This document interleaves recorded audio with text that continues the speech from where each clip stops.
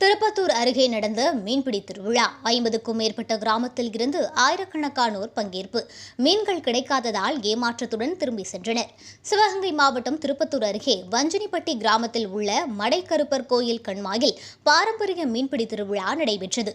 இதில் மாவட்டத்தின் பல்வேறு பகுதிகளில் இருந்தும் சுற்றுவட்டார பகுதிகளில் உள்ள 70க்கும் மேற்பட்ட கிராமங்களில் இருந்தும் ஆயிரக்கணக்கானோர் இந்த மீன்பிடி திருவிழாவில் கலந்து கொண்டனர்.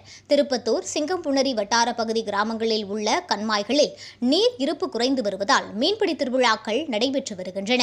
பல இடங்களில் அழிகண்மாய் என்ற பெயரில் இலவசமாகவும், சில இடங்களில் ஊத்தா குத்துதல் என்ற பெயரில் கட்டணம் வசூலித்தும் மீன்பிடிக்க அனுமதிப்பார்கள். இந்நிலையில் வஞ்சினிப்பட்டி கிராமத்தில் நல்ல மழை பெய்து விவசாயம் செழிக்க கிராமத்து பெரியவர்கள், சாமியாடி, பூசாரி ஆகியோர் மடைக்கருப்பர் கோயிலில் வழிபாடு நடத்திவிட்டு மீன்பிடிக்க அனுமதி வழங்கினர்.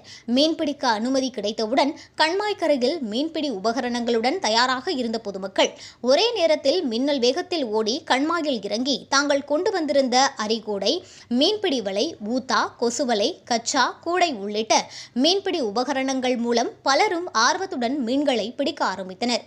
மீன்கள் அதிகமாகவும் பெரிதாகவும் இருக்கும், அதிக அளவு மீன்களுடன் திரும்பலாம் என்று எண்ணி மீன்பிடிக்க சென்றனர். ஆனால் அவர்களுக்கு போதிய அளவில் மீன்கள் கிடைக்காததால் ஏமாற்றமடைந்தனர். இருப்பினும் கண்மாய் முழுவதும் அலசியதில் பலருக்கும் ஜிலேபி, குரவை, விரா உள்ளிட்ட நாட்டு வகை மீன்கள் கிடைத்தன.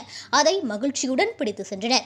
இப்படி கிராமங்கள் தோறும் மீன்பிடி திருவிழா நடைபெற்றால் விவசாயம் செழிக்கும் என்ற நம்பிக்கை உள்ளதால் தொன்று தொட்டு கிராமங்கள் தோறும் மீன்பிடி திருவிழா நடைபெற்று வருவதாகவும், ஒவ்வொரு ஆண்டும் இந்த கண்மாயில் மீன்கள் அதிகம் கிடைக்கும், ஆனால் இந்த ஆண்டு கிடைக்கவில்லை. இந்த ஆண்டு போல் இல்லாமல் வருங்காலங்களில் மடைக்கருப்பர் அதிக அளவில் மீன்களை மக்களுக்கு கொடுக்க வேண்டும் எனவும் கிராமத்தினர் கூறினர்.